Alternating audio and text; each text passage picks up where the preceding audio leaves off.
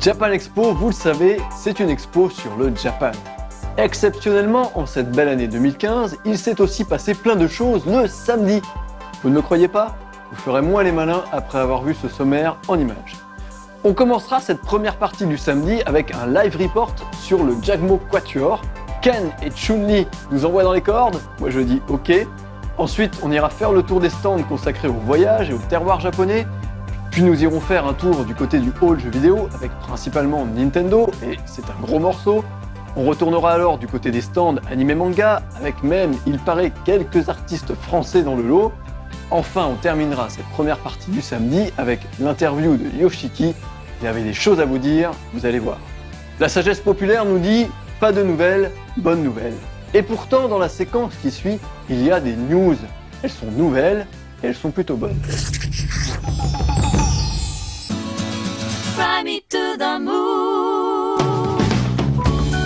À Japan Expo, il y a du Japan, plein même, mais il y a aussi de l'Expo, et heureusement, sinon ce ne serait plus Japan Expo. Cette année, pour faire honneur à la venue de Sadamoto Yoshiyuki, mais également pour fêter les 20 ans d'Evangelion, une magnifique expo a été montée. La scénographie est impressionnante et ce dédale d'immeubles surplombés par un Eva géant, ça en jette.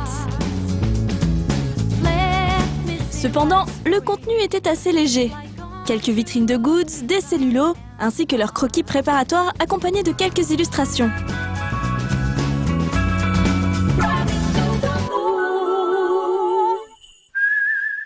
Juste à côté étaient accrochées les œuvres de Monsieur Kobayashi, dont vous avez déjà pu apprécier l'interview dans un précédent sujet.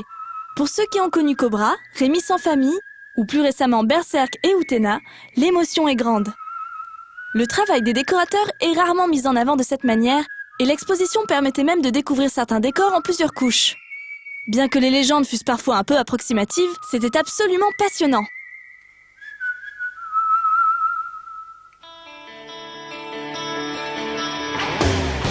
Enfin, Kurokawa avait monté une très jolie exposition consacrée à Arakawa Hiromu, l'auteur de Fullmetal Alchemist, pour fêter un anniversaire important pour l'éditeur. Il y a 10 ans, en effet, le nouveau label manga de Fleuve Noir lançait ses premiers mangas, dont la version française de Fullmetal Alchemist. Après Japan Expo, cette exposition devrait d'ailleurs faire une tournée en France, chez plusieurs libraires de province. Pensez à vous renseigner pour savoir si l'expo passera près de chez vous. Jagmo, non, ce n'est pas une créature mythique, mi-jaguar, mi-morse, c'est le Japan Game Music Orchestra. Un orchestre professionnel qui se consacre au répertoire vidéoludique. À Japan Expo, c'est en formation quatuor à cordes que nous avons pu les voir en showcase. Si vous les avez ratés ou si vous êtes amnésique, on vous a préparé un joli live report.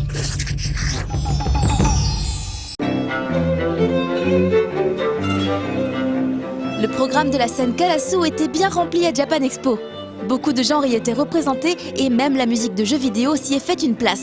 L'orchestre Jagmo Quatuor, composé de 4 musiciens à cordes, réinterprétait de grands classiques bien connus de tous, et cela pendant un peu plus d'une demi-heure. Et quoi de mieux pour se mettre dans l'ambiance que de commencer par du Mario?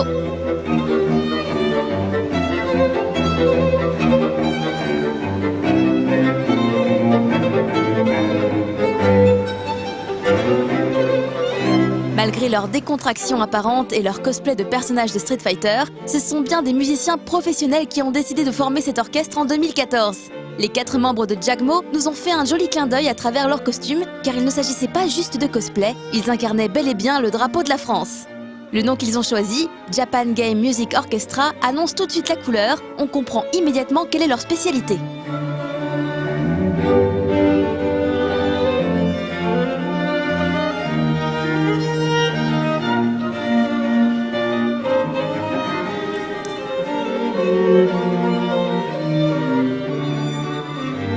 Initialement prévus pour animer des quiz sur la scène Take, ils ont finalement gagné un créneau dans la salle de concert officielle de l'événement le samedi à 13h45. Dommage que cela se soit fait sur le tard et qu'il n'ait donc pas eu la même visibilité que d'autres.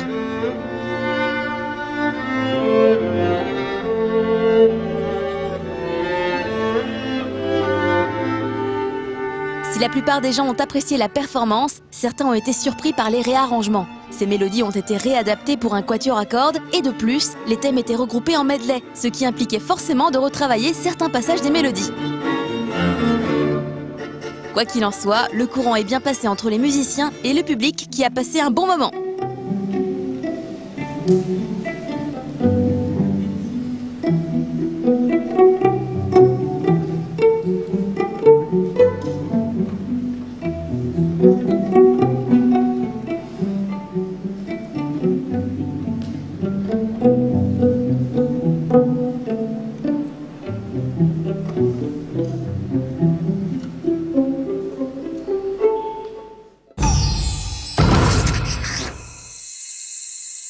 Japan Expo, comme son nom l'indique, c'est un rendez-vous pour tous ceux qui aiment le Japon d'une manière ou d'une autre.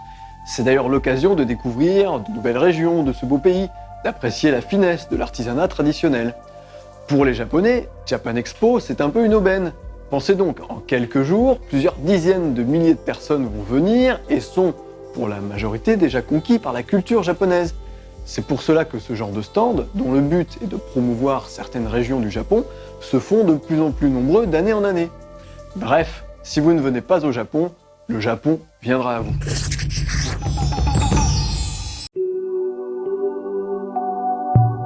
L'espace Japon traditionnel est devenu au fil des ans un incontournable du salon. Ici, les allées sont moins bondées que du côté jeux vidéo par exemple. Mais une grande partie des visiteurs apprécient ce petit bout de Japon authentique et toutes les découvertes qu'il est possible de faire dans un seul et même espace. Les stands qui viennent faire la promotion des régions et qui invitent les festivaliers au voyage sont de plus en plus nombreux. Cette année, le stand de Kyoto était le plus remarquable et le plus remarqué. 今年は、大きく3つのエリアに分かれたブースになってまして、一つはポップゾーンとしまして、アニメの原画展示をしてます。作品は京都市が舞台の有頂天家族の作品を展示してます。で2つ目が、このトラディショナルゾーンで、浴衣の着付け体験とお茶を飲んでいただくコーナーを作るなどしてます。 De plus, chaque personne qui enfilait le kimono pour se faire prendre en photo pouvait participer à un tirage au sort pour gagner un voyage à Kyoto. で3つ目がステージゾーンで京都小町踊り子隊といいまして和服で踊る女の子3人組の子たちのイベントを行ってました、本当に京都を大好きなフランスの方が多いんですけどまだまだやっぱり来たくても来れないっていう方もいるんですけどもぜひ一度来ていただけるとまたさらに来たくなるような街だと思うのでぜひ京都に来てください。 Kyoto espère séduire un jeune public et favoriser ainsi le tourisme dans sa ville. Mais la ville de Kyoto n'était bien sûr pas la seule représentée ici. On trouvait également d'autres régions, comme Takamatsu par exemple. Japan Expo が、4年前から、ある日本の都市を取り上げて、ラビル・ダンビテということで一つの都市を取り上げてくれるんですけども今年高松市私の町がその町に選ばれて、それで Charme de Takamatsu, il y en a tellement, c'est difficile de tout lister. Déjà, on possède un des 3 plus beaux jardins du Japon, qui s'appelle le jardin de l'Insuline, où on trouve 1 millier de pins qui sont entretenus à la main. Vous pouvez voir les artisans au travail tous les jours. Il y a des étangs, c'est absolument magnifique. Et ensuite, l'autre charme de Takamatsu, c'est la mer, bien sûr, la mer de Seto, avec les îles. Il y a 13 petites îles autour de Takamatsu qui accueillent un festival d'art contemporain qui s'appelle la Triennale de Seto-Uchi. Alors le principe, c'est qu'on trouve des œuvres d'art sur les îles, c'est comme une chasse au trésor. On va d'île en île et puis on rentre un petit peu dans les maisons, on va trouver les installations, les œuvres, on participe, on rencontre les artistes. Et la prochaine édition aura lieu en 2016. Juste à côté, on pouvait admirer le stand de la compagnie japonaise Ion. Un stand qui ne vend rien, mais qui expose simplement diverses nourritures conditionnées, comme des nouilles instantanées ou des plats au curry. Quiconque est déjà allé au Japon a sûrement été fasciné par le design coloré et inventif de tous ces produits alimentaires qu'on trouve généralement dans les combini.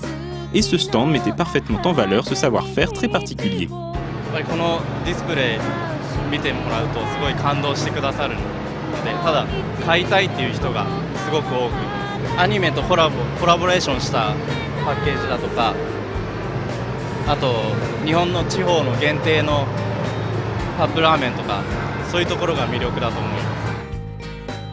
À l'intérieur de l'espace tradition, on trouvait également une structure à la forme labyrinthique avec une scène tout au centre. Il s'agit du Wabi Sabi, une grande exposition d'un certain courant artistique japonais.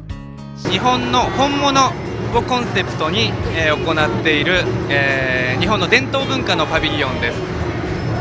伝統工芸品や日本の美術品など、アイテム数でいうと約2000アイテムが展示されています。準備はですね、1年ほどかかってます。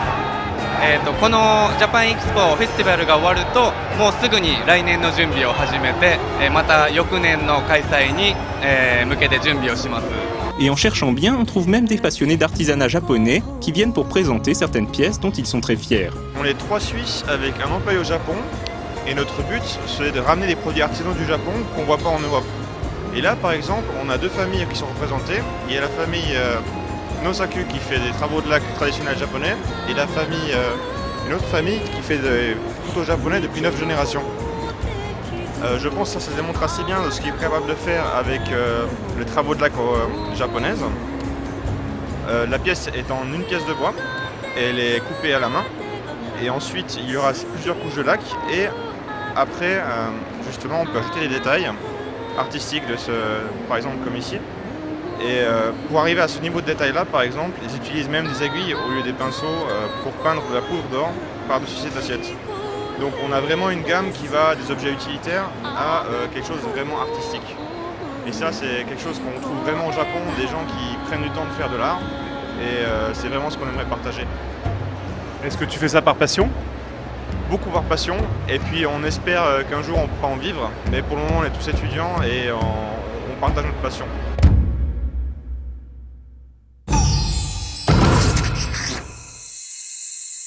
Vous l'avez vu, l'un des plus beaux stands de région cette année, c'était celui de Kyoto. Alors si vous avez la chance d'aller au Japon, et moi j'ai eu la chance d'aller plusieurs fois à Kyoto, c'est vraiment une ville qui est vraiment magnifique, qui est forcément moins grande que Tokyo, donc un peu plus on va dire à dimension humaine. Donc voilà, les trajets en transport en commun sont quand même un peu moins immenses que dans la mégapole Tokyo. Il y a plein de choses à voir, des temples magnifiques. Moi j'aime beaucoup le Yasaka Jinja, bien sûr le Kiyomizu-dera. Mais le pavillon d'or, le pavillon d'argent, bref. Prévoyez plusieurs jours hein, si vous pouvez, parce que je pense que Kyoto, c'est vraiment une ville qui mérite qu'on y passe une petite semaine. Je pense qu'il y a vraiment plein de choses super à voir. Et c'est marrant parce que magie de la transition, Kyoto, c'est aussi la ville où est née l'entreprise Nintendo. Et comme à Japan Expo, c'est aussi le paradis du jeu vidéo, il y aura des stands démesurés, comme celui de Nintendo. Bon, il y a aussi des stands de toutes les tailles, c'est un peu comme dans la vie. Et puis c'est surtout l'occasion de découvrir les toutes nouvelles disquettes à la mode et même pourquoi pas des CD-ROM en avant-première.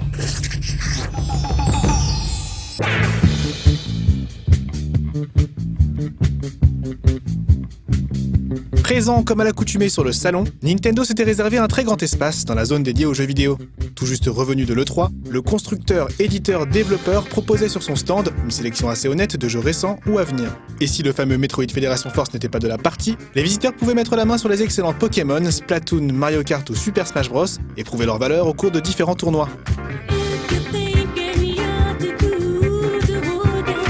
Vous pouvez aussi tester en avant-première Mario Tennis Ultra Smash et incarner au choix Mario ou Bowser dans une petite démo jouable à la manette pro.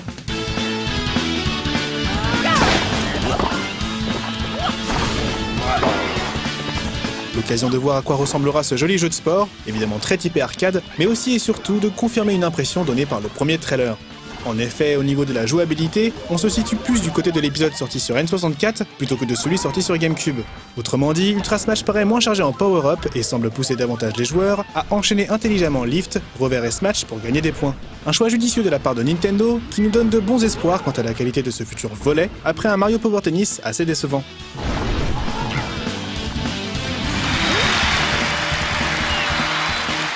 À quelques mètres de Mario Tennis se trouvait un autre jeu présenté lors du dernier Digital Event, The Legend of Zelda Triforce Heroes.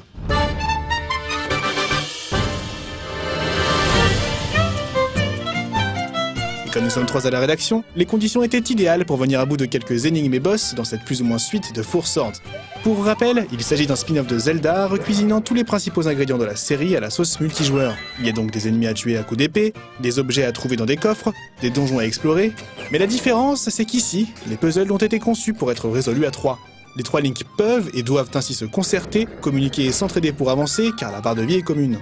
Grâce à une petite manipulation facile à réaliser, ils peuvent d'ailleurs se faire la courte échelle et former un totem, ce qui leur permet d'atteindre de nouvelles hauteurs ou de réussir à toucher le point faible d'un ennemi. Pour notre part, nous n'attendions pas grand-chose de Zelda Triforce Heroes, et pourtant, cette première prise en main s'est révélée très satisfaisante, même s'il nous a fallu quelques morts drôles mais bien bêtes pour enfin venir à bout du premier boss qui s'est présenté à nous.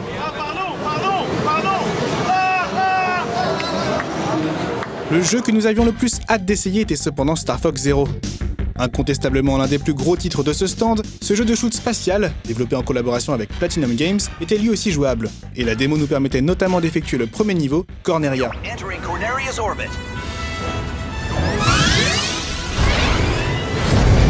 Une mission qui, comme les images émanant de l'E3 nous le montraient, est extrêmement similaire à celle de Lylat Wars, avec des ennemis et des bâtiments situés quasiment au même endroit.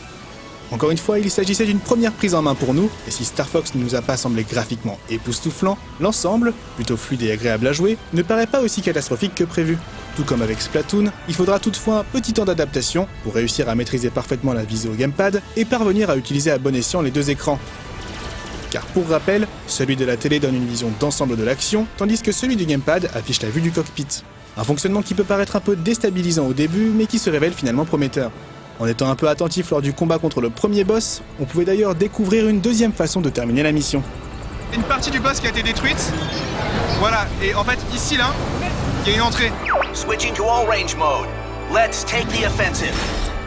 De même, un grand espace était réservé à l'autre star du stand, Super Mario Maker, l'outil qui permettra aux joueurs de concevoir et de partager leur propre niveau de Super Mario.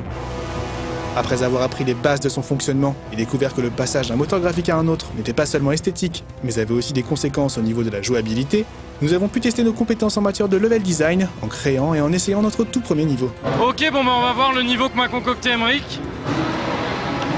Il est assez dur. Il est assez dur. il y a des pièges redondants. En fait, il est facile. Regarde ce saut.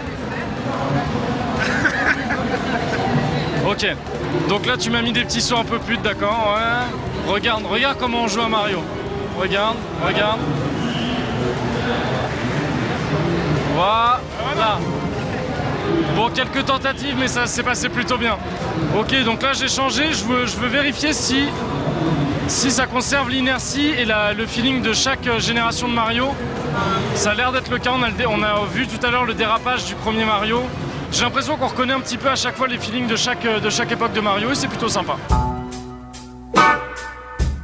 À 2 pas de Nintendo se trouvait le stand d'Ankama et le studio y exposait notamment 2 de ses prochains titres qu'il a également présentés sur scène à l'occasion d'une conférence. Abraka, un jeu de plateforme coloré où un prince doit passer d'un niveau à un autre tout en esquivant les ennemis et les pièges contrôlés par les autres joueurs. Et Tactile Wars, un jeu au titre assez évocateur puisqu'il s'agit d'un jeu de stratégie destiné aux smartphones et tablettes. Enfin, non loin de là, on pouvait apercevoir le stand de Warner Bros. Si ce dernier ne proposait pas vraiment de jeu inédit, on pouvait tout de même y trouver une reproduction grandeur nature et très fidèle de la Batmobile de Batman Arkham Knight. Et assister à la finale européenne de la Mortal Kombat Cup, une compétition d'ampleur internationale qui a pris fin lors de la dernière édition de l'Evo.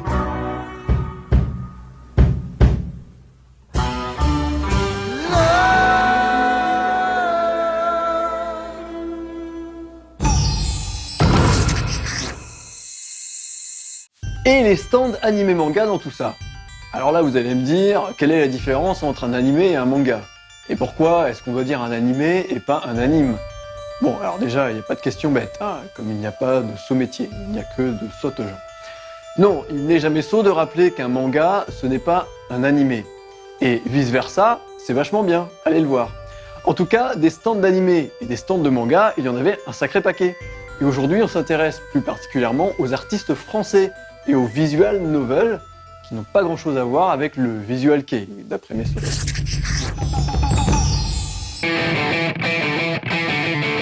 Japan Expo, ça continue. Il faut tenir bon, il reste encore pas mal de choses à voir. Sans compter que le temps presse avec tous ces invités et tous ces stands. Pas sûr qu'on puisse voir tout ce qu'on veut avant la fermeture du salon. Ne serait-ce que passer sur le stand Pika qui fêtait ses 15 ans cette année. Pour célébrer cela en beauté, l'éditeur a accueilli l'invité d'honneur manga de cette année, Akamatsu Ken, le créateur de Lovina et de Yu-Gi-Oh! Holder. Le stand de l'éditeur était donc en bonne partie consacré au mangaka. Mais pas le temps de s'y attarder, on y reviendra plus tard. En plus des traditionnels Fairy Tail ou encore l'attaque des Titans, Pika proposait également des rencontres avec ses auteurs français comme Renaud Lemaire pour la série Dreamland ou encore Vald. Delcourt disposait cette année encore d'un stand imposant car le groupe accueille désormais 3 collections en son sein. Pierre Valls, directeur du label Delcourt Manga depuis début 2014, commence désormais à imprimer sa personnalité chez l'éditeur. J'ai repris le catalogue qui avait été fait par Akata. Donc en fait, au début, j'ai commencé à éditer les titres qui étaient dans le catalogue. J'ai pas pris beaucoup de nouveautés pour pouvoir avoir une sorte de continuité. Et là, petit à petit, il y a des nouveaux titres qui arrivent, comme par exemple Innocent, qui est sorti en mars, Rin qui sort en mai, et Yamada-kun de Seven Witch, qui lui sortira fin juin, je crois, pour fin juin, début juillet. Donc petit à petit, j'amène de nouvelles séries par rapport au catalogue Akata, et des séries qui reflètent mes goûts, qui sont, comme vous pouvez le voir, assez éclectiques. Après avoir publié Innocent, un seinen torturé dont nous avions pu rencontrer l'auteur il y a quelques mois, Delcourt mettait cette fois en avant un titre shonen plus accessible, Yamada-kun and the Seven Witches, dessiné par une ancienne assistante de Mashima Hiro, Yoshikawa Miki.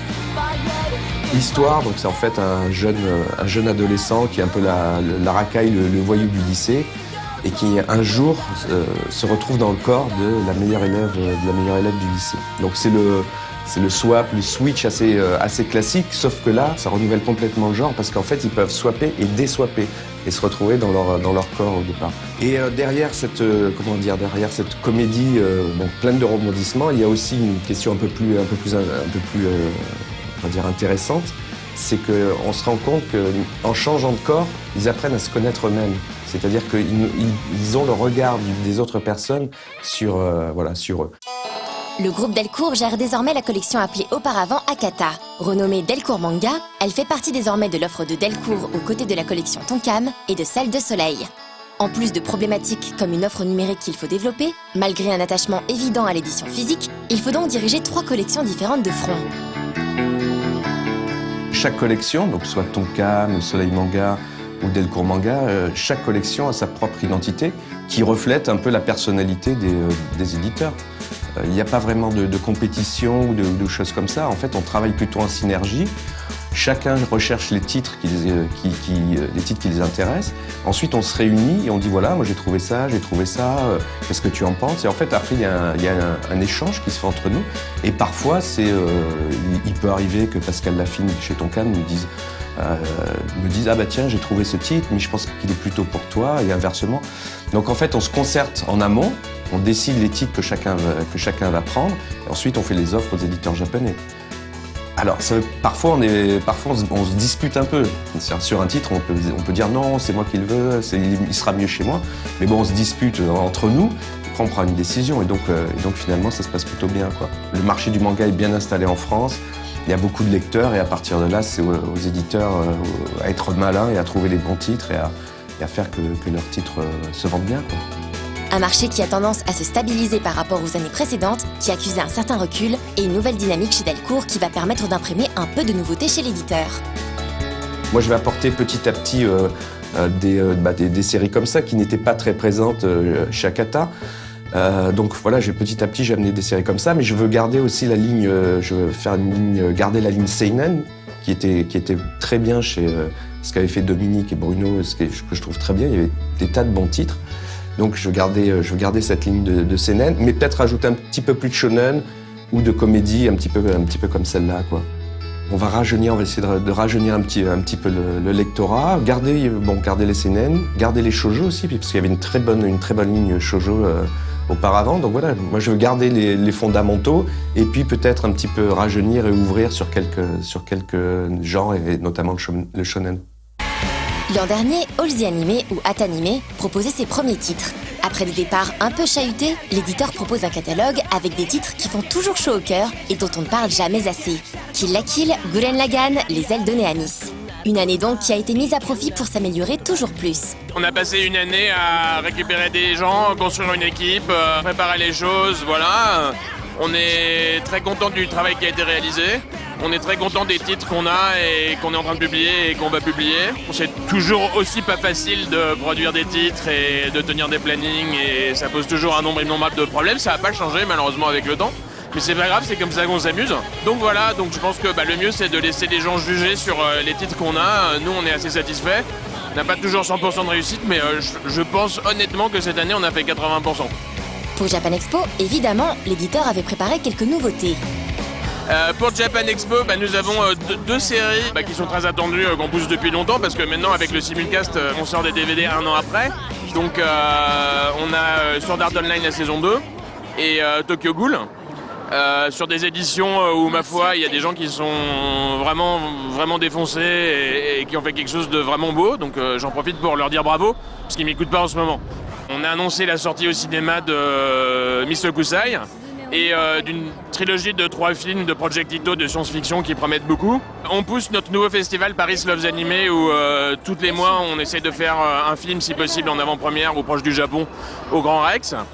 Miss Hokusai est le film le plus récent du réalisateur Hara Keiichi, à qui l'on doit déjà Un été avec Kou et Colorful. Il est reparti du festival d'Annecy 2015 avec le prix du jury. Autant dire que sa sortie début septembre est attendue de pied ferme. En fait, moi j'ai qu'une chose à dire sur ce film. Regarder ce film, c'est avoir envie de remonter dans le temps, dans Tokyo, à l'ère d'Edo et vivre là-bas pendant quelques jours. C'est vraiment ça, l'effet que ça fait. C'est incroyable de beauté, mais de précision et surtout de décrire une vie le plus naturellement possible qu'on a envie de vivre. L'éditeur en profitait aussi pour s'écarter un petit peu de l'édition DVD et Blu-ray pour présenter un projet inédit. Là, on a annoncé quelque chose qui me tient beaucoup à cœur cette semaine. C'est la création d'un jeu de plateau de l'Attaque des Titans. Qu'on présente pour la première fois en prototype. Il est pas fini, mais il est jouable. Donc là, ils sont derrière le mur avec un titan colossal qui est en train de le casser, en train d'essayer de lutter contre le titan avec des dés, etc. Et c'est très important pour moi, pas que parce que c'est un jeu de l'Attaque des Titans, mais parce que c'est un jeu qui a été conçu par des créateurs français connus, Ludovic Maublanc et Antoine Boza, pour ceux qui jouent au jeu de plateau. Et que c'est une étape où on apporte, créer un jeu, c'est créer une mécanique, donc c'est ajouter des choses sur l'univers de l'Attaque des Titans. Et c'est très difficile de travailler sur le contenu au Japon, puisqu'il est fait entièrement pour les Japonais. Donc c'est un mode d'approche quand même pour rajouter quelque chose à un univers transmédia sans exploiter seulement ce qui a déjà existé. Et du coup, ça en fait un projet parfaitement passionnant, qu'on est en train de mener à Blain, qu'on va sortir l'année prochaine, pas qu'en France d'ailleurs, c'est un jeu qui va avoir une sortie internationale. Le stand Taifu proposait un catalogue toujours aussi sulfureux, définitivement pas pour les enfants. Juste à côté, Ototo présentait entre autres les mangas de Spice & Wolf et Sword Art Online. C'est là qu'on pouvait rencontrer un nouvel éditeur, présent avec quelques surprises. Fab Édition, qui est une nouvelle maison d'édition spécialisée dans le light novel. Donc le light novel, c'est les romans jeunesse japonais. Et donc là, on a sorti nos 2 premiers romans très récemment, qui sont Sword Art Online et Spice & Wolf, donc qui viennent toujours de sortir. Alors c'est vrai qu'il y avait eu des essais qui avaient été tentés quelques années auparavant et ça n'a pas vraiment été concluant. Donc nous on a une approche assez différente en vraiment se focalisant sur le public fan qui attendait énormément les light novels, donc ces romans japonais, et tout en gardant un aspect grand public pour pouvoir attirer un maximum de personnes, donc à la fois les fans de light novel, de la culture japonaise, de manga, mais aussi le lecteur plus classique de romans. On sait qu'en France, il y a des très grands lecteurs, on a une culture du roman et de la lecture, donc on sait qu'il y avait un marché pour ça. Et donc c'est vrai qu'on s'y est lancé avec beaucoup d'espoir, beaucoup d'attentes, notamment autour de la fanbase qui est très grande et très virulente sur Internet. Donc on sait qu'il y a une très grosse attente. Et donc on va pas le cacher et dire que ce n'est pas difficile. Bien sûr que c'est difficile, mais nous on est passionnés, on aime ce qu'on fait, on a vraiment envie de développer le light novel en France. Et pour ça, on met tous les moyens qui nous sont disponibles pour y arriver. Japan Expo permet de croiser naturellement de nombreux invités japonais, mais aussi des auteurs français ayant suivi tout type de parcours, que ce soit des artistes venus du milieu du fanzina ou ayant roulé leur boss autrement. Ce qui est certain, c'est que désormais les influences sont intégrées et parfois sont dépassées. Si les accidents de parcours du style manga ornent encore parfois malheureusement les murs du métro ou une aire d'autoroute, une génération de dessinateurs ne se force plus à ressembler à du manga. Ils font naturellement ce qu'ils ont envie de faire, avec un public également plus enclin à accepter ces formes métissées de bande dessinée. Du côté d'Ankama, un auteur jeunesse profitait du salon pour présenter son spin-off tout mignon de l'univers de Dofus. Ça parle des familiers dans Dofus, donc les petits animaux qui accompagnent les joueurs. Et donc l'histoire, c'est une petite mamie, qui s'appelle Mémé tout simplement, qui accueille les familiers blessés et abandonnés dans son refuge. Et en fait, elle s'en occupe tellement bien que les familiers ne veulent plus partir en fait.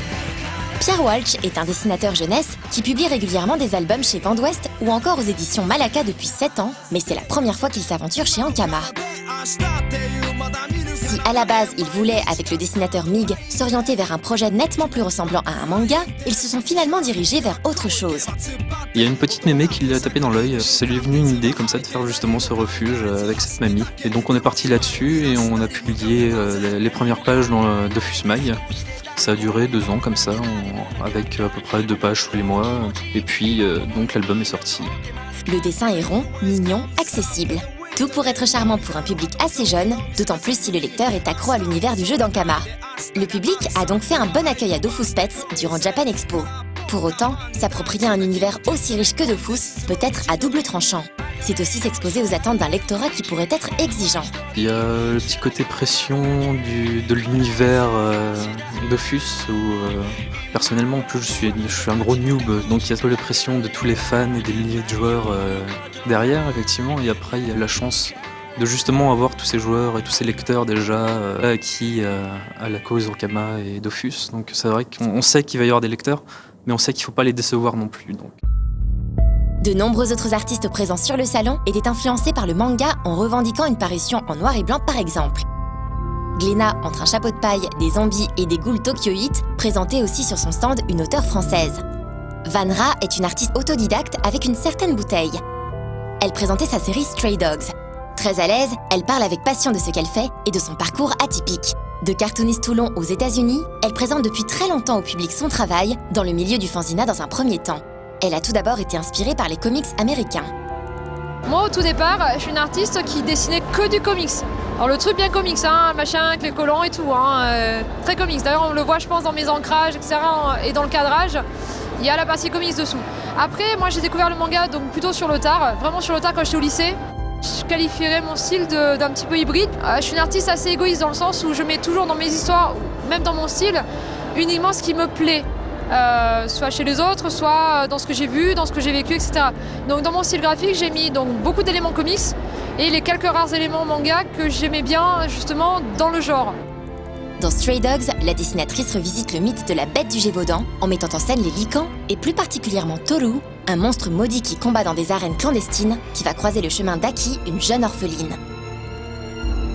Stray Dogs, c'est une série qui existe depuis 8 ans. Je l'ai montée il y a 8 ans. Donc c'était un fanzine au départ que j'ai proposé au public. Et puis comme ça plaisait énormément aux gens, il y a beaucoup de personnes qui me lisaient, qui m'ont dit t'as qu'à proposer un éditeur, franchement, t'as un bon coup de crayon, il y a beaucoup de gens qui connaissent cette série. Si elle a un retour de son public plutôt positif, elle essuie d'abord beaucoup de refus de la part des éditeurs. Le seul souci, c'est que personne ne me disait vraiment pourquoi je voulais pas la prendre en compte. Donc à partir de là, ce que j'ai fait, c'est que je l'ai mis en ligne sur un site, un éditeur libre américain qui proposait donc une sorte de tremplin. Et l'intérêt, c'est que les lecteurs pouvaient poster des commentaires, etc. Et puis moi, je voulais vraiment savoir parce que sur Internet, les personnes, elles sont assez cash dans leur réponse. Je voulais qu'on me dise qu'est-ce qui n'allait pas avec mon histoire. Donc j'ai proposé ça en 2011 sur le site de Ink Blazers. Et en 3 mois, Stray Dogs est devenu meilleure série US, manga US, et ceci durant 3 ans. Donc à partir de là, je me suis dit, ma foi, ça plaît là aussi. Je suis venue avec tout ça, et là, à nouveau, j'ai démarché donc, les éditeurs. Elle revient donc à la charge avec une belle notoriété sur le net et un public qui a changé. Après 8 ans de travail sur sa série, elle commence désormais à publier la version définitive de son histoire chez Glénat. C'est une série sur laquelle je bosse depuis 2011, donc là j'en suis au volume 4. Simplement, ce que j'ai fait, c'est que sur Internet, donc sur le site de Ink Blazers, je proposais uniquement des pages brouillons.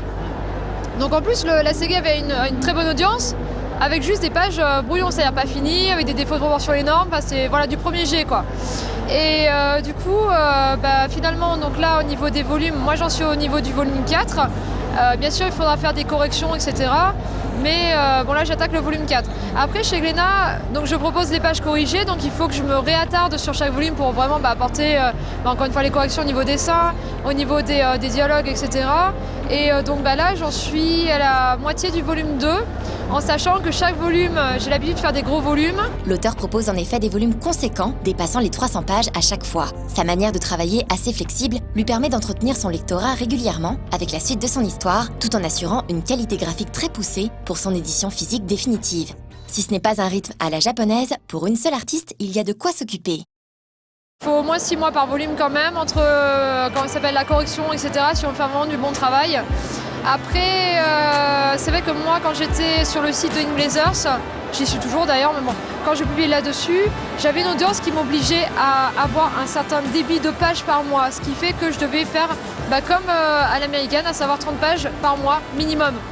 Voilà, ce qui est tout à fait faisable, mais effectivement, c'est pour ça que j'ai des volumes aussi gros en France, et c'est pour ça aussi que ça me gêne pas de travailler là-dessus à plein temps, parce que, encore une fois, il y a de la matière qui a déjà été faite. Stray Dogs est une histoire de persévérance pour son auteur. À force de travailler son œuvre, de chercher à s'améliorer, elle a fini par convaincre le public, son éditeur, tout en restant fidèle à l'histoire qu'elle voulait raconter à la base. Ne baissez jamais les bras à la première occasion. Moi, honnêtement, encore une fois, rien que pour Stray Dogs, le nombre de refus et de refus très sévères que je me suis pris, si je m'étais arrêtée au premier commentaire en me disant bon ça va, lui il a trouvé mon dessin trop nul et l'histoire trop pourrie, ça marchera jamais. Non, c'est si vous avez un projet, gardez-le sous le coude. Beaucoup de personnes, que ce soit par, je pense, ignorance ou par goût tout simplement, ça plaît pas à tout le monde le sujet que vous avez pris. C'est normal, il faut des goûts surtout. Vont vous dire, vont peut-être vous décourager et peut-être bien vous décourager ou chercher à vous décourager. Je pars du principe que si vous avez un projet auquel vous croyez assez, normalement, ça vous donne la motivation pour le poursuivre parce que c'est votre bébé. Donc finalement, vous allez porter le plus loin que vous pouvez parce que c'est ce que vous aimez, parce que c'est à vous. C'est simple, malgré les difficultés, il ne faut pas perdre de vue qu'il faut se faire plaisir et faire plaisir au lecteur. Honnêtement, s'ils veulent lire Stray Dogs, si jamais ils peuvent prendre autant de plaisir que j'en ai eu à le dessiner, là mon objectif il est atteint. Allez, on perd pas le rythme, on enchaîne. Il reste des choses à voir, que diable. Quoi? Il fait chaud? Mais c'est normal, c'est Japan Expo. C'est que maintenant que vous vous en rendez compte? Allez, courage, c'est bientôt la fin. Bon d'accord, on fait une pause. On commence peut-être déjà à se décomposer, mais pour finir le tour des stands animés manga, on découvrira qu'il y a plus cruel que la mort. Non, ce n'est pas faire des free hugs à des cosplayers poisseux, il faut savoir rester humain tout de même. Pour obtenir une réponse plus poussée, on ira le demander à 2 mangaka, Saimura Tsukasa et Takahashi Kozo, qui publient un manga de zombies indé chez Glénat.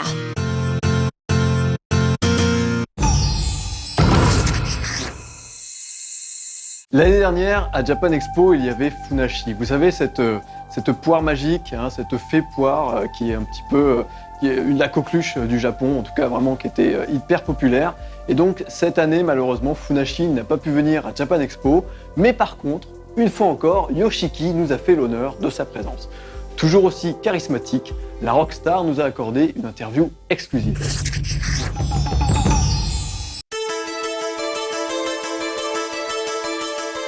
Yoshiki vient cette année à Japan Expo. La nouvelle est tombée à la dernière minute. Le 22 juin, on apprenait que le leader de X-Japan allait faire le déplacement. Mais pas de concert prévu, ni showcase, ni dédicace. Non, Yoshiki est venu pour faire une annonce qui lui tient à cœur. そうですね、新しいアルバムが出るということをアナウンスしにここに来ました。So we've been recording our album for a long time. So we are releasing our X-Japan's new album, actually first time in 20 years. And it's coming March 11th. I just wanted to share this big news here in Japan Expo because Japan Expo has been always a great friend of mine. やはりそのジャパンエクスポというのはとても自分にとって、特別な、場所なのでイベントなので、まあ最初にここでアナウンスしたいなっていうふうに思いました。Merci beaucoup.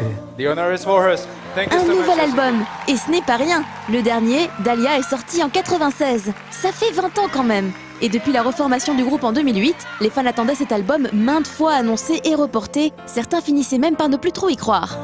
まあいろんな思いがあったんですけど、やはりその昔のアルバムというのはもう約20年前で、ダリアってアルバムを出したんですけど、まあ、当時はヒデもいたり、その前のアルバムは、今度「ジェラシー」ってアルバムで、まあ、タイジがいたりっていう、まあ、今回そのヒデタイジがいなくなって、まあそうですね、で新しいメンバー、まあ杉蔵、はい、そして、まあ、ヒースはもうダリアから入ってますけど、ヒースが入って、まあ、どういうアルバムを作ろうかというのをいろいろ悩んで試行錯誤して苦しみもがいて、その度にできては壊しできては壊しというその作業を繰り返しながら、もう出ないんじゃないかなみたいに思いながら、でもついになんかその光が見えたというか、やっとアルバムを出すんだなっていう、出さなきゃいけないんだなっていうところで、そうですね、当時はあとこれは世界デビュー版っていう考え方で、半分は昔の曲半分は新曲みたいな考えてたんですけど、やはりちゃんとしたものを作りたいということで全て新曲で、新しいアルバムというですね、ここに至るわけです。はい。Mais ce n'est pas tout. Pour accompagner la sortie de l'album dont le titre n'a pas encore été révélé, un concert à Wembley est prévu pour mars 2016, ainsi qu'un documentaire sur l'histoire de X-Japan. As well as we've been filming documentary film for a long time. À la production du documentaire, on retrouve John Batsek, qui avait déjà produit le magnifique documentaire chez German. それはX-Japan の全てが詰まったというか、どうやって僕とトシが出会ったのか、どうして僕なんかがロックを始めたのかっていうところから、自分の父親の自殺ですね、死であったり、そしてメンバーがどうやって集まったのか、そしてどうやって X-Japan が当時 X ですか、X が東京ドームを何回もできるまでになったのか、どうやってデビューしたのかってことから、ヒデが死んでしまったこととか、タイジの死とかっていう、そしてどうしてまたそれを乗り越えてまたメンバーが再結成したのか、どうしてそのバンドが海外ツアーを回り始めたのか、そしてマジソン・スクエアガーデンも行ったのかっていう、そういう全てを、詰め込んだドラマ仕立てとか、ドラマが詰め込んだフィルムですね。ミュージックビデオというよりもライフストーリーみたいな X-Japan の全てを出すというようなフィルムになります。とてもね、そのペインフォープロセスというか、X-Japan って悲劇が多かったので、なかなかそのドアを自分でも開けたくなかったんですけど、やはりそのエージェントにこのストーリーは世界に伝えるべきだということで説得されまして、その中でいろんなプロデューサーを紹介していただいて、そしてプロデューサー経由で監督とかいろんな方とお会いして、今のメンバーになったって感じですかね。はい。Mais on ne pouvait pas laisser partir Yoshiki sans lui parler de ce fameux tweet qui a affolé tous les fans de X-Japan. Après avoir tweeté que le groupe allait se séparer, il dément ensuite. Mais que s'est-il passé exactement? I was just daydreaming or dreaming. Yeah. Tweet was scary. 寝ぼけてる時、I was half sleeping. I was tweeting. So I woke up and the world is even X-Japan's members calling me, "What's going on?" What did I say? So よく覚えてないんですけど、ストレスが溜まってたんですかね。わかんないですけど、自分では別にどうってことなかったんですけど。Oui, une interview exclusive parce qu'il n'y avait que nous dans la salle à ce moment-là. Après, on n'est pas les seuls à avoir une interview, mais celle-là, elle était rien pour nous. Donc, quelque part, on a eu l'exclusivité de cette interview. Après, s'il dit la même chose aux autres gens, alors là, c'est pas de notre faute. Je crois qu'on peut le dire, il y avait beaucoup de choses à voir, à entendre et même à interagir en ce samedi de Japan Expo édition 2015. Bon, pour moi, ça restera la Japan Expo du dernier J-Top de Caroline, ça restera le Japan Expo où on a pu parler un petit peu de No Life les aventures. Une fois de plus, voilà, c'était l'occasion de vous rencontrer, donc on espère que No Life sera encore debout l'année prochaine. En tout cas, merci encore pour votre soutien et vos encouragements et je vous dis à bientôt. Merci Josodio, super prestation, comme d'habitude. On devrait t'appeler Josaudience tellement tu captives les gens. Et celle-là, je sais que tu l'apprécies. Dans les prochaines chroniques, tiens-toi bien. Un sujet sur le concours European Cosplay Gathering. Un live avec l'interview des Dempagumi. Une interview de Yoshida-san, le chef de FF14 Reborn. Une autre interview d'Akamatsuken, c'est le mec qui fait Lovina. Et enfin, un live report de Vamps. Bah ouais, nous on donne.